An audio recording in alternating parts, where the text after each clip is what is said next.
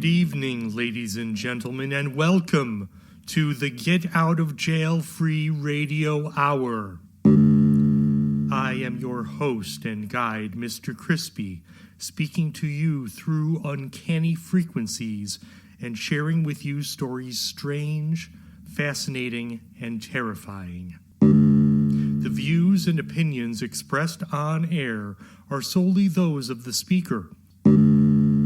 The Get Out of Jail Free Radio Hour is an entertainment program, and any similarities to any person living or dead, or any place or events, are entirely coincidental. The Get Out of Jail Free Radio Hour was created except as indicated by Matt Henshaw. Listener discretion is advised. And now, take Mr. Crispy's moldering hand in yours, ignore that tacky fluid under my nails, and join me for the Get Out of Jail Free Radio Hour.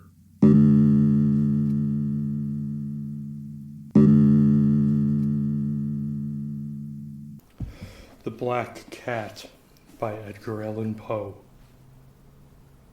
For the most wild yet most homely narrative which I am about to pen, I neither expect nor solicit belief. Mad indeed would I be to expect it in a case where my very senses reject their own evidence. Yet mad I am not, and very surely do I not dream. But tomorrow I die, and today I would unburden my soul. My immediate purpose is to place before the world plainly, succinctly, and without comment, a series of mere household events. In their consequences, these events have terrified, have tortured, have destroyed me. Yet I will not attempt to expound them. To me, they have presented little but horror. To many, they will seem less terrible than Baroque's. Hereafter, perhaps, some intellect may be found which will reduce my phantasm to the commonplace.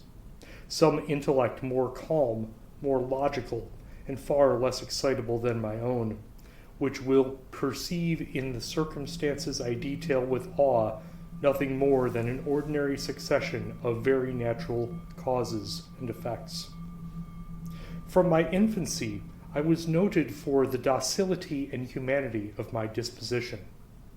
My tenderness of heart was even so conspicuous as to make me the jest of my companions. I was especially fond of animals, and was indulged by my parents with a great variety of pets. With these I spent most of my time, and never was so happy as when feeding and caressing them.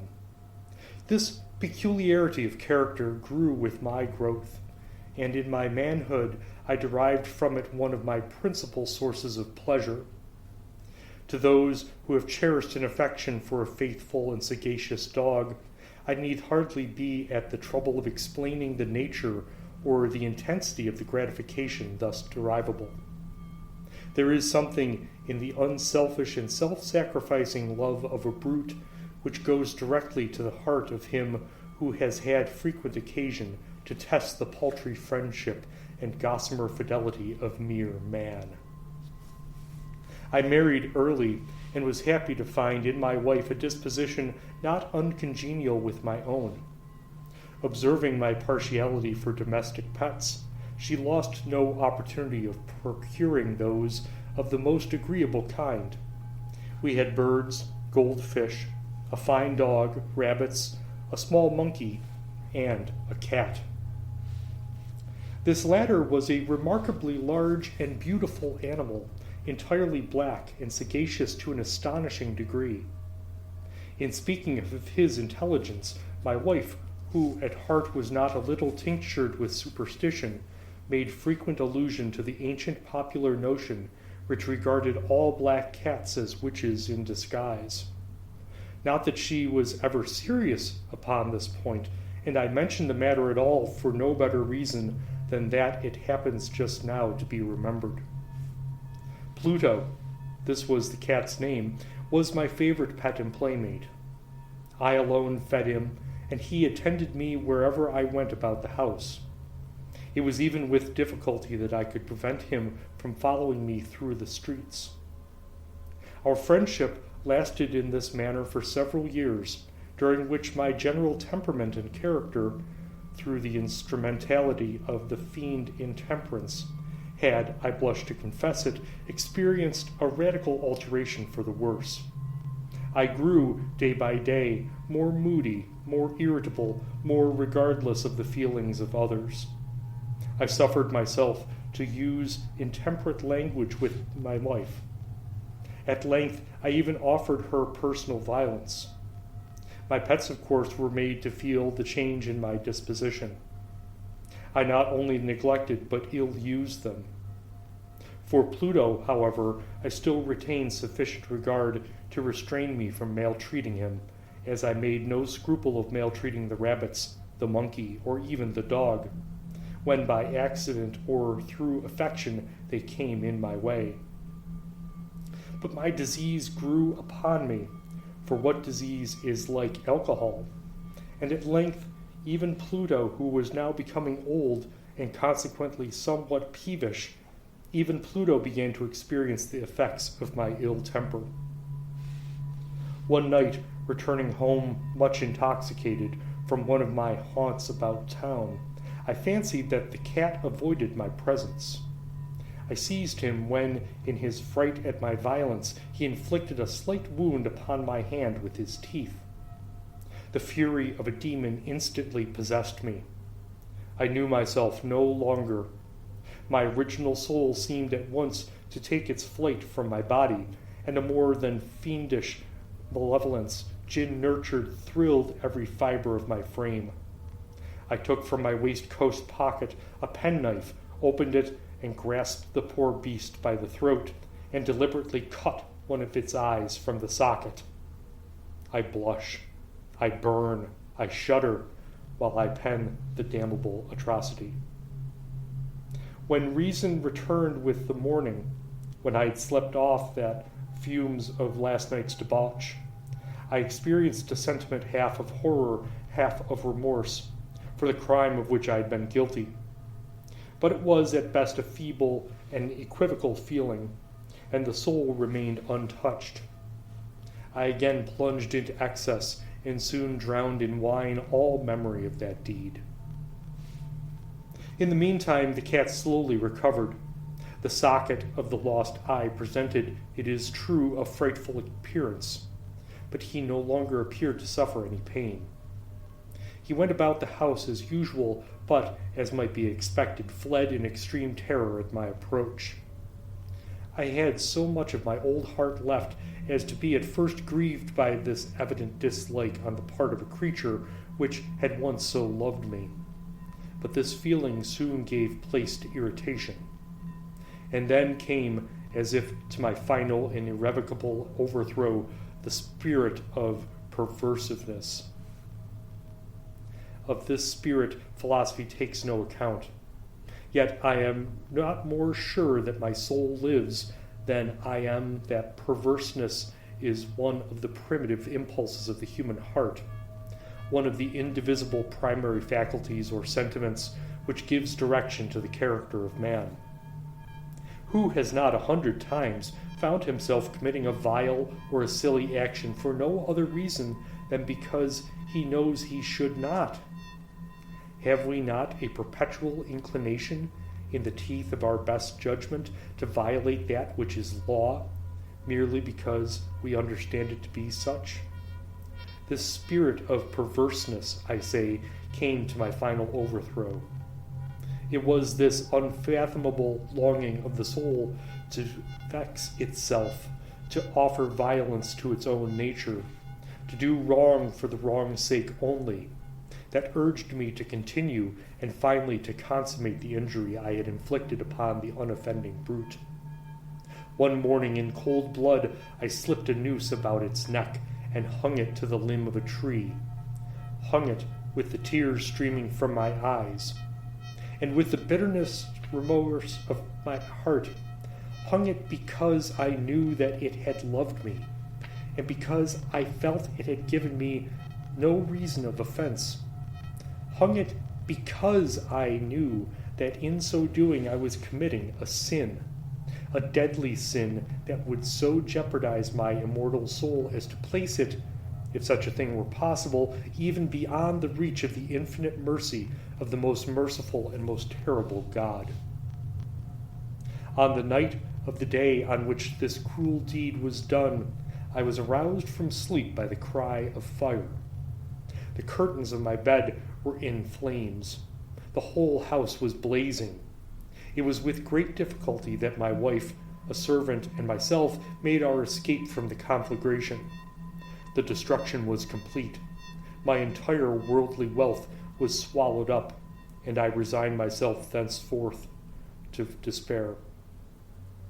I am above the weakness of seeking to establish a sequence of cause and effect between the disaster and the atrocity, but I am detailing a chain of facts, and wish not to leave even a possible link imperfect.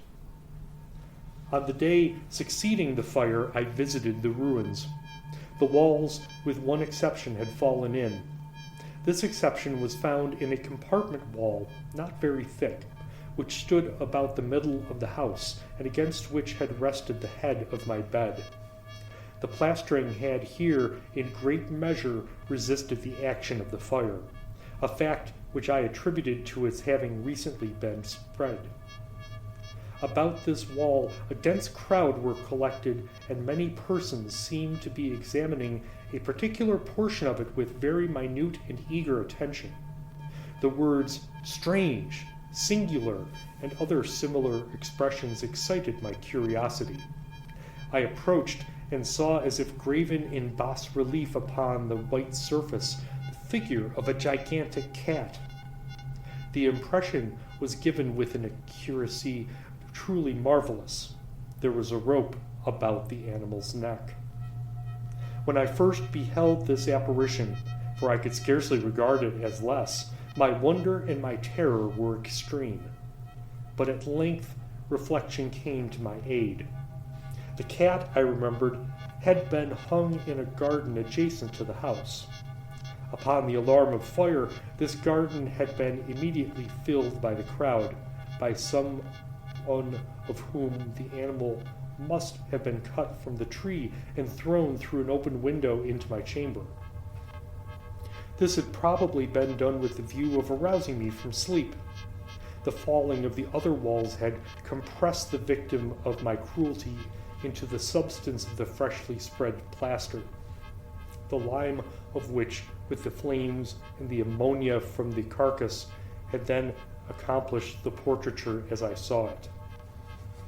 Although I thus readily accounted to my reason, if not altogether to my conscience, for the startling fact just detailed, it did not the less fail to make a deep impression upon my fancy. For months I could not rid myself of the phantasm of the cat, and during this period there came back into my spirit a half sentiment that seemed but was not remorse. I went so far as to regret the loss of the animal, and to look about me among the vile haunts which I now habitually frequented for another pet of the same species, and of somewhat similar appearance, with which to supply its place. One night, as I sat half stupefied in a den of more than infamy, my attention was suddenly drawn to some black object reposing upon the head of one of the immense hogsheads of gin or of rum which constituted the chief furniture of the apartment. I had been looking steadily at the top of this hogshead for some minutes, and what now caused me surprise was the fact that I had not sooner perceived the object thereupon. I approached it and touched it with my hand. It was a black cat, a very large one, fully as large as Pluto, and closely resembling him in every respect but one. Pluto had not a white hair upon any portion of his body, but this cat had a large, although indefinite, splotch of white covering nearly the whole region of the breast. Upon my touching him, he immediately arose, purred loudly, rubbed against my hand, and appeared delighted with my notice. This, then, was the very creature of which I was in search. I at once offered to purchase it of the landlord, but this person made no claim to it, knew nothing of it, had never seen it before. I continued my caresses, and when I prepared to go home, the animal evinced a disposition to accompany me. I permitted it to do so, occasionally stooping and patting it as I proceeded. When it reached the house, it domesticated itself at once, and became immediately a great favorite with my wife. For my own part, I soon found a dislike to it arising within me. This was just the reverse of what I had anticipated, but I know not how or why it was. Its evident fondness for myself rather disgusted and annoyed. By slow degrees, these feelings of disgust and annoyance rose into the bitterness of hatred. I avoided the creature, a certain sense of shame and the remembrance of my former deed of cruelty preventing me from physically abusing it. I did not for some weeks strike or otherwise violently ill-use it, but gradually, very gradually, I came to look upon it with unutterable loathing, and to flee silently from its odious presence, as from the breath of a pestilence. What added no doubt to my hatred of the beast was the discovery on the morning after I brought it home that, like Pluto, it also had been deprived of one of its eyes. This circumstance, however, only endeared it to my wife, who, as I already said, possessed in a high degree that humanity of feeling which had once been my distinguishing trait, and the source of many of my simplest and purest pleasures.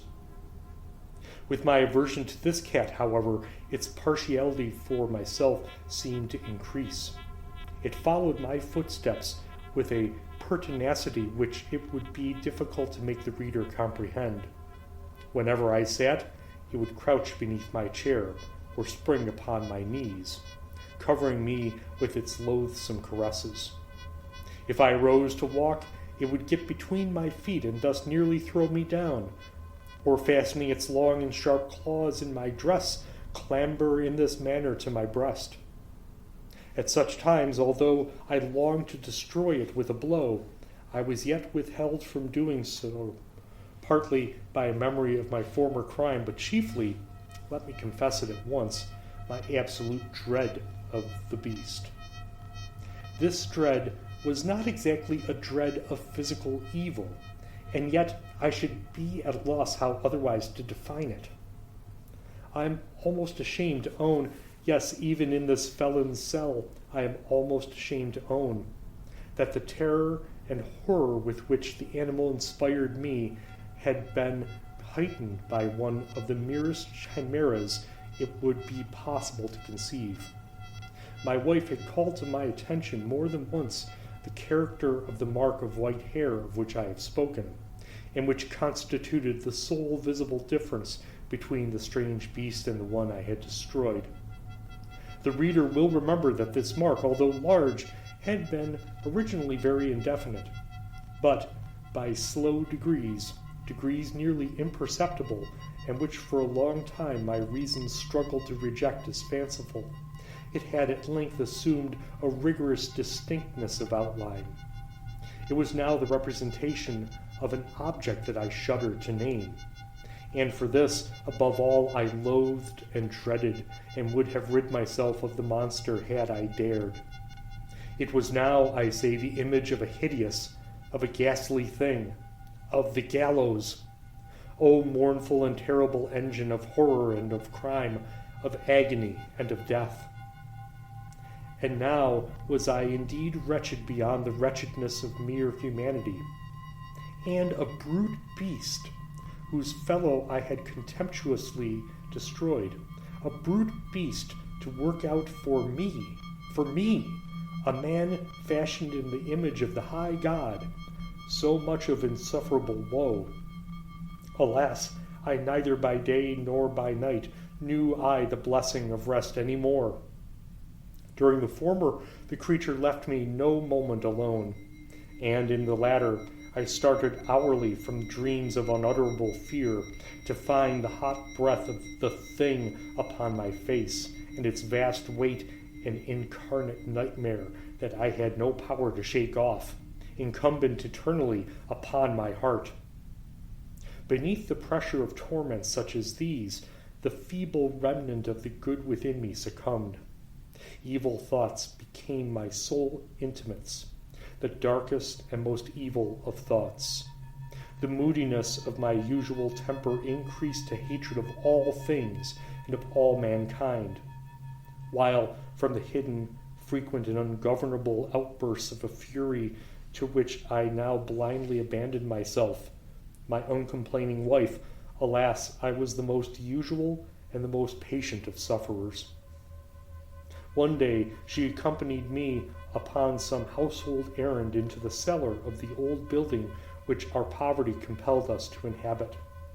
The cat followed me down the steep stairs and, nearly throwing me headlong, exasperated me to madness. Uplifting an axe and forgetting in my wrath the childish dread which had hitherto stayed my mind, I aimed a blow at the animal, which of course would have proved instantly fatal had it descended as I wished. But this blow was arrested by the hand of my wife. Goaded by the interference into a rage more than demoniacal, I withdrew my arm from her grasp and buried the axe in her brain. She fell dead upon the spot without a groan. This hideous murder accomplished, I set myself forthwith and with entire deliberation to the task of concealing the body. I knew that I could not remove it from the house, either by day or by night, without the risk of being observed by the neighbors. Many projects entered my mind. At one period I thought of cutting the corpse into minute fragments and destroying them by fire. At another, I resolved to dig a grave for it in the floor of the cellar.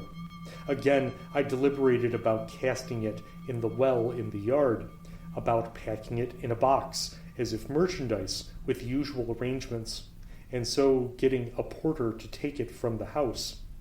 Finally, I hit upon what I considered a far better expedient than either of these. I determined to wall it up in the cellar, as the monks of the Middle Ages are recorded to have walled up their victims. For a purpose such as this, the cellar was well adapted. Its walls were loosely constructed and had lately been plastered throughout with rough plaster, which the dampness of the atmosphere had prevented from hardening. Moreover, in one of the walls was a projection caused by a false chimney or fireplace that had been filled up and made to resemble the rest of the cellar. I made no doubt that I could readily displace the bricks at this point, insert the corpse, and wall the whole up as before, so that no eye could detect anything suspicious. And in this calculation I was not deceived. By means of a crowbar I easily dislodged the bricks, and having carefully deposited the body against the inner wall, I propped it in that position, while with little trouble I relaid the whole structure as it originally stood. Having procured mortar, sand, and hair with every possible precaution, I prepared a plaster which could not be distinguished from the old, and with this I very carefully went over the new brickwork. When I had finished, I felt satisfied that all was right. The wall did not present the slightest appearance of having been disturbed. The rubbish on the floor was picked up with the minutest care. I looked around triumphantly and said to myself, "Here at last, then, my labor has not been in vain." My next step was to look for the beast which had been the cause of so much wretchedness, for I had at length firmly resolved to put it to death. Had I been able to meet with it at the moment, there could have been no doubt of its fate, but it appeared that the crafty animal had been alarmed at the violence of my previous anger and forbore to present itself in my present mood. It is impossible to describe or to imagine the deep, the blissful sense of relief which the absence of the detested creature occasioned in my bosom. It did not make its appearance during the night, and thus for one night at least since its introduction into the house, I soundly and tranquilly slept. I slept even with the burden of murder upon my soul. The second and third day passed, and still my tormentor came not. Once again I breathed as a free man. The monster in terror had fled the premises forever.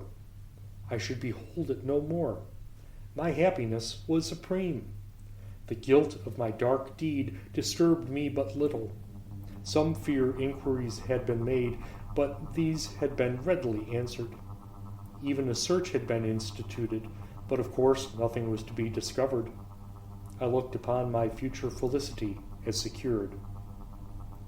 Upon the fourth day of the assassination, a party of the police came over unexpectedly into the house and proceeded again to make rigorous investigation of the premises. Secure, however, in the inscrutability of my place of concealment, I felt no embarrassment whatever. The officers bade me accompany them in their search. They left no nook or corner unexplored. At length, for the third or fourth time, they descended into the cellar. I quivered not in a muscle. My heart beat calmly as that of one who slumbers in innocence. I walked the cellar from end to end. I folded my arms upon my bosom and roamed easily to and fro. The police were thoroughly satisfied and prepared to depart. The glee of my heart was too strong to be restrained. I burned to say, if but one word by way of triumph, and to render doubly sure their assurance of my guiltlessness. "Gentlemen," I said at last, as the party ascended the steps, "I delight to have allayed your suspicions. I wish you all health and a little more courtesy. By the by, gentlemen, this is a very well-constructed house." In the rabid desire to say something easily, I scarcely knew what I uttered at all. "I may say an excellently well-constructed house. These walls— Are you going, gentlemen? These walls are solidly put together." And here, through the mere frenzy of bravado, I rapped heavily with a cane which I held in my hand upon that very portion of the brickwork behind which stood the corpse of the wife of my bosom. But may God shield and deliver me from the fangs of the arch-fiend. No sooner had the reverberation of my blows sunk into silence than I was answered by a voice from within the tomb, by a cry at first muffled and broken, like the sobbing of a child, and then quickly swelling into one long, loud, and continuous scream, utterly anomalous and inhuman, a howl, a wailing shriek, half of horror and half of triumph, such as might have arisen only out of hell, conjointly from the throats of the damned in their agony and of the demons that exult in the damnation. Of my own thoughts it is folly to speak. Swooning, I staggered to the opposite wall. For one instant the party upon the stairs remained motionless, through extremity of terror and of awe. In the next, a dozen stout arms were toiling at the wall. It fell bodily. The corpse, already greatly decayed and clotted with gore, stood erect before the eyes of the spectators. Upon its head, with red extended mouth and solitary eye of fire, sat the hideous beast whose craft had seduced me into murder, and whose informing voice had consigned me to the hangman. I had walled the monster up within the tomb. Silence, a Fable by Edgar Allan Poe.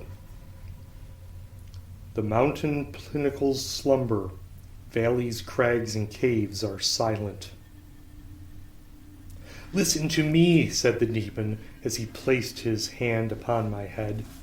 "The region of which I speak is a dreary region in Libya, by the borders of the river Zaire, and there is no quiet there, no silence.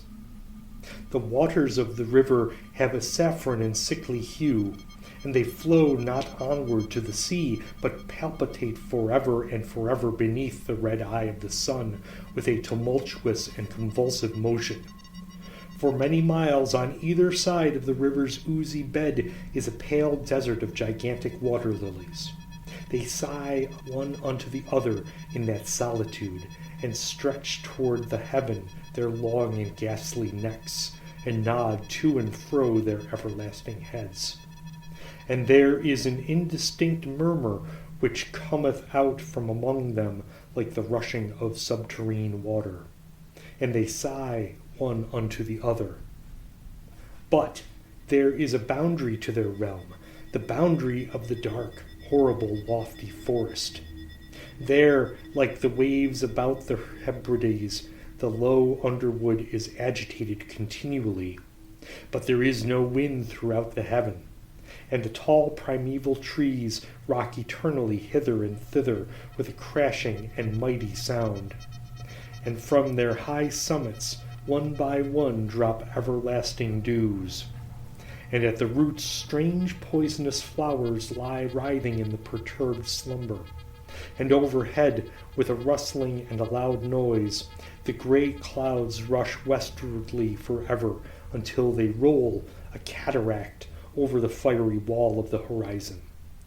But there is no wind throughout the heaven, and by the shores of the river Zaire there is neither quiet nor silence.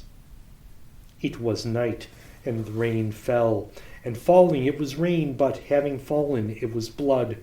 And I stood in the morass among the tall lilies, and the rain fell upon my head, and the lilies sighed one unto the other in the solemnity of their desolation. And all at once the moon arose through the thin ghastly mist, and was crimson in color. And mine eyes fell upon a huge grey rock, which stood by the shore of the river, and was lighted by the light of the moon.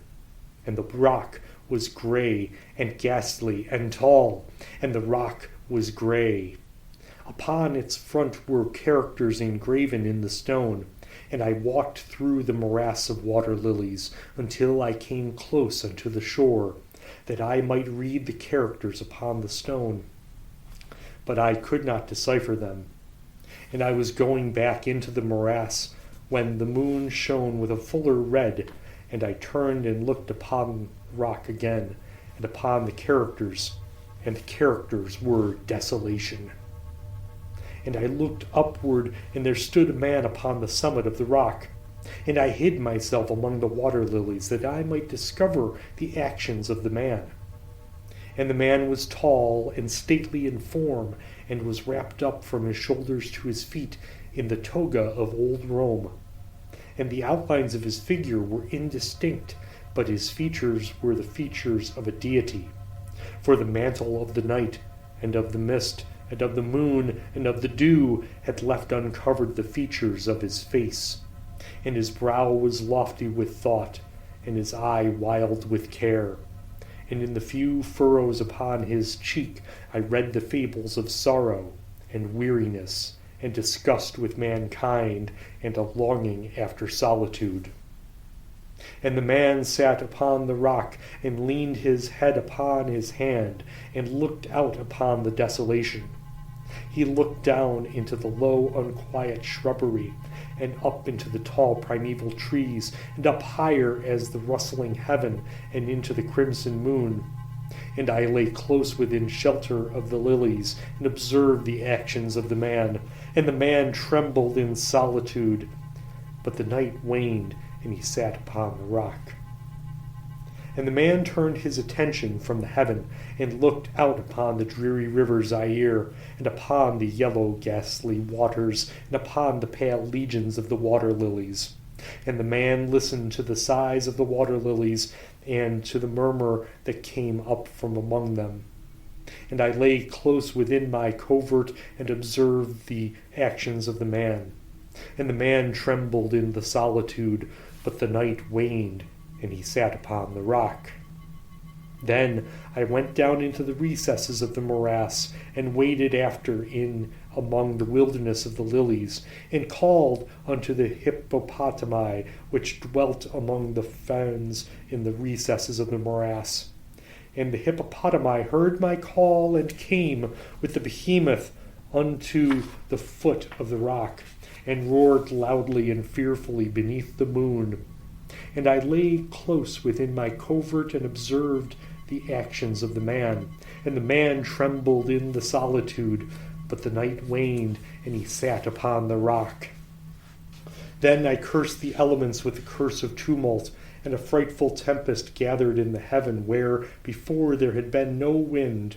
And the heaven became livid with the violence of the tempest, and the rain beat upon the head of the man, and the floods of the river came down, and the river was tormented into foam, and the water lilies shrieked within their beds, and the forest crumbled before the wind, and the thunder rolled, and the lightning fell, and the rock rocked to its foundation.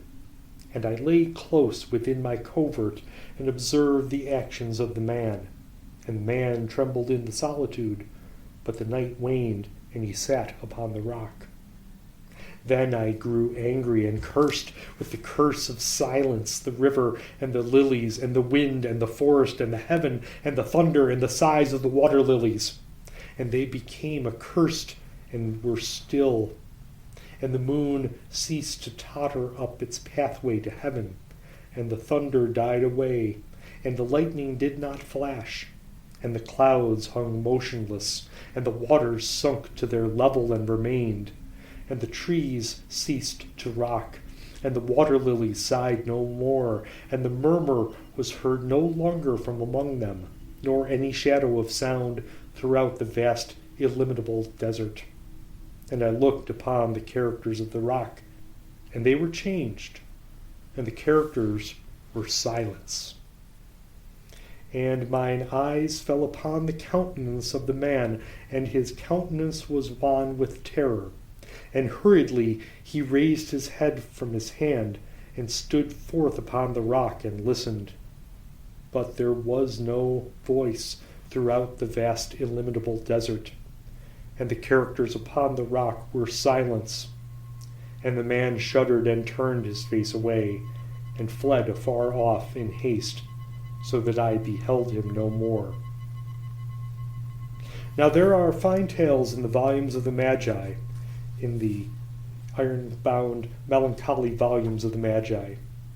Therein, I say, are glorious histories of the heaven, and of the earth, and of the mighty sea, and of the genii that overruled the sea and the earth and the lofty heaven.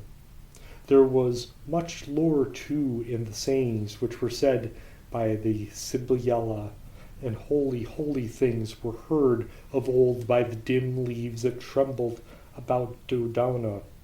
But as Allah liveth, that fable which the demon told me as he sat by my side in the shadow of the tomb, I hold to be the most wonderful of all. And as the demon made an end to his story, he fell back within the cavity of the tomb and laughed. And I could not laugh with the demon, and he cursed me because I could not laugh. And the lynx which dwelleth forever in the tomb came out therefrom, and lay down at the feet of the demon, and looked at him steadily in the face. The Masque of the Red Death by Edgar Allan Poe. The Red Death had long devastated the country. No pestilence had ever been so fatal or so hideous. Blood was its avatar and its seal, the redness and horror of blood. There were sharp pains and sudden dizziness, and then profuse bleeding at the pores with dissolution. The scarlet stains upon the body, and especially upon the face of the victim, were the pest ban which shut him out from the aid and from the sympathy of his fellow men. And the whole seizure, progress, and termination of the disease were the incidents of half an hour. But the Prince Prospero was happy and dauntless and sagacious. When his dominions were half depopulated, he summoned to his presence 1,000 hale and light-hearted friends from among the knights and dames of his court, and with these retired to the deep seclusion of one of his castellated abbeys.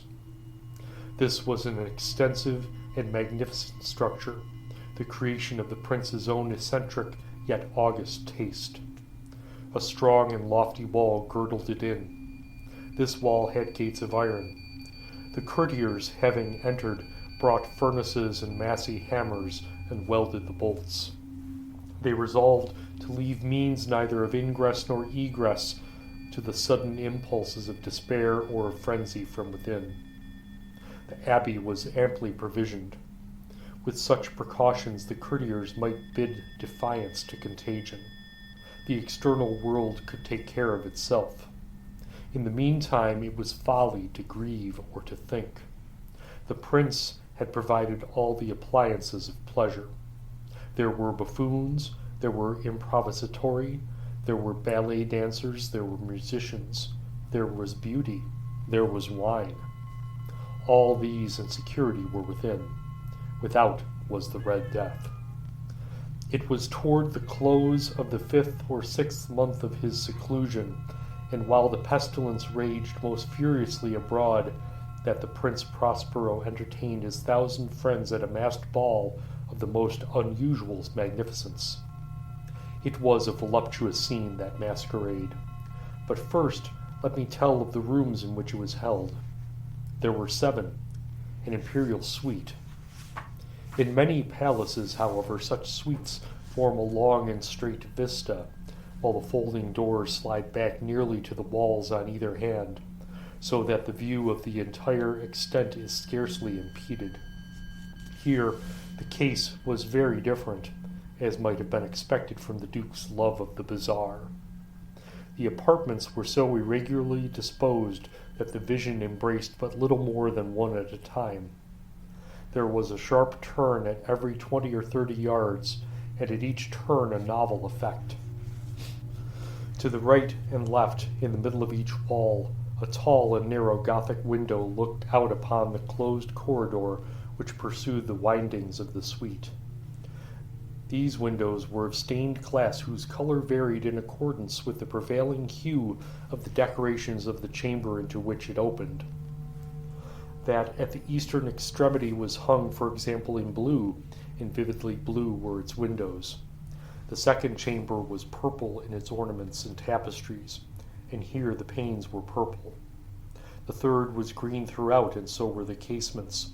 The fourth was furnished and lighted with orange, the fifth with white, the sixth with violet. The 7th apartment was closely shrouded in black velvet tapestries that hung all over the ceiling and down the walls, falling in heavy folds upon a carpet of the same material and hue. But in this chamber only, the color of the windows failed to correspond with the decorations. The panes here were scarlet, a deep blood color. Now, in no one of the 7 apartments was there any lamp or candelabrum, amid the profusion of golden ornaments that lay scattered to and fro or depended from the roof. There was no light of any kind emanating from lamp or candle within the suite of chambers. But in the corridors that followed this suite, there stood opposite each window a heavy tripod bearing a brazier of fire that projected its rays through the tinted glass and so glaringly illumined the room. And thus were produced a multitude of gaudy and fantastic appearances. But in the western or black chamber, the effect of the firelight that streamed upon the dark hangings through the blood-tinted panes was ghastly in the extreme, and produced so wild a look upon the countenances of those who entered, that there were few of the company bold enough to set foot within its precincts at all. It was in this apartment also that there stood against the western wall a giant clock of ebony. Its pendulum swung to and fro with a dull, heavy, monotonous clang. And when the minute hand made the circuit of the face, and the hour was to be stricken, there came from the brazen lungs of the clock a sound which was clear and loud and deep and exceedingly musical, but of so peculiar a note and emphasis that at each lapse of an hour the musicians of the orchestra were constrained to pause momentarily in their performance to hearken to the sound. And thus the waltzers perforce ceased their evolutions, and there was a brief disconcert of the whole gay company. and while the chimes of the clock yet rang, it was observed that the giddiest grew pale, and the more aged and sedate passed their hands over their brows, as if in confused reverie or meditation. But when the echoes had fully ceased, a light laughter at once pervaded the assembly. The musicians looked at each other and smiled as if at their own nervousness and folly, and made whispering vows, each to the other, that the next chiming of the clock should produce in them no similar emotion. And then, after the lapse of 60 minutes, which embraced 3,600 seconds of the time that flies, there came yet another chiming of the clock, and then were the same disconcert and tremulousness and meditation as before. But in spite of these things, it was a gay and magnificent revel. The tastes of the Duke were peculiar. He had a fine eye for colors and effects. He disregarded the decora of mere fashion. His plans were bold and fiery, and his conceptions glowed with barbaric luster. There are some who would have thought him mad. His followers felt that he was not. It was necessary to hear and see and touch him to be sure that he was not. He had directed in great part the movable embellishments of the 7 chambers upon occasion of this great fete, and it was his own guiding taste which had given character to the masqueraders. Be sure they were grotesque. There were much glare and glitter and piquancy and phantasm, much of what has been since seen in Hernani. There were arabesque features with unsuited limbs and appointments. There were delirious fancies such as the madman fashions. There were much of the beautiful, much of the wanton, much of the bizarre, something of the terrible, and not a little of that which might have excited disgust. To and fro in the 7 chambers there stalked, in fact, a multitude of dreams. And these, the dreams, writhed in and about, taking hue from the rooms and causing the wild music of the orchestra to seem as the echo of their steps. And anon there strikes the ebony clock which stands in the hall of the velvet. And then, for a moment, all is still, and all is silent save the voice of the clock. The dreams are stiff frozen as they stand, but the echoes of the chime die away. They have endured but an instant, and a light half-subdued laughter floats after them as they depart. And now again the music swells, and the dreams live and writhe to and fro more merrily than ever, taking hue from the many-tinted windows through which stream the rays of the tripods. But to the chamber which lies most westwardly of the 7, there are now none of the maskers who venture, for the night is waning away, and there flows a ruddier light through the blood-colored panes, and the blackness of the sable drapery appalls. And to him whose foot falls upon the sable carpet, there comes from the near clock of ebony a muffled peal more solemnly emphatic than any which reaches their ears who indulged in the more remote gaieties of their other apartments. But these other apartments were densely crowded, and in them beat feverishly the heart of life. And the revel went whirlingly on, until at length there commenced the sounding of midnight upon the clock. And then the music ceased, as I have told, and the evolutions of the waltzers were quieted, and there was an uneasy cessation of all things as before. But now there were 12 strokes to be sounded by the bell of the clock, and thus it happened, perhaps, that more of thought crept, with more of time, into the meditations of the thoughtful among those who revelled.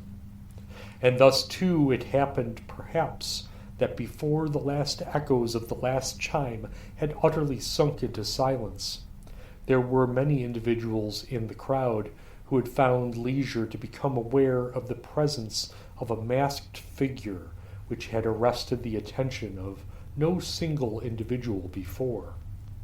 And the rumor of this new presence having spread itself whisperingly around, there arose at length from the whole company a buzz, or murmur, expressive of disapprobation and surprise, then finally of terror, of horror, and of disgust.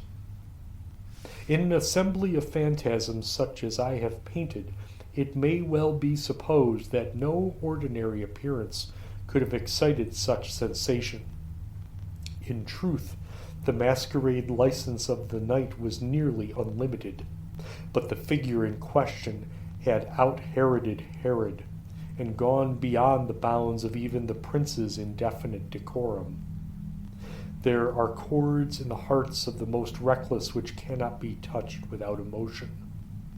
Even with the utterly lost, to whom life and death are equally jests, there are matters of which no jest can be made. The whole company indeed seemed now deeply to feel that in the costume and bearing of the stranger neither wit nor propriety existed. The figure was tall and gaunt, and shrouded from head to foot in the habiliments of the grave. The mask which concealed the visage was made so nearly to resemble the countenance of a stiffened corpse that the closest scrutiny must have had difficulty in detecting the cheat. And yet all this might have been endured, if not approved by the mad revellers around. But the mummer had gone so far as to assume the type of the Red Death. His vesture was dabbled in blood, and his broad brow, with all the features of the face, was besprinkled with the scarlet horror. When the eyes of Prince Prospero fell upon this spectral image, which, with a slow and solemn movement, as if more fully to sustain its role, stalked to and fro among the waltzers, he was seen to be convulsed in the first moment with a strong shudder either of terror or distaste, but in the next his brow reddened with rage. "Who dares," he demanded hoarsely of the courtiers who stood near him, "who dares insult us with this blasphemous mockery? Seize him and unmask him, that we may know whom we have to hang at sunrise from the battlements." It was in the eastern or blue chamber in which stood the Prince Prospero as he uttered these words. They rang throughout the 7 rooms loudly and clearly, for the prince was a bold and robust man, and the music had become hushed at the waving of his hand. It was in the blue room where stood the prince, with a group of pale courtiers by his side. At first, as he spoke, there was a slight rushing movement of this group in the direction of the intruder, who at the moment was also near at hand, and now with deliberate and stately step made closer approach to the speaker.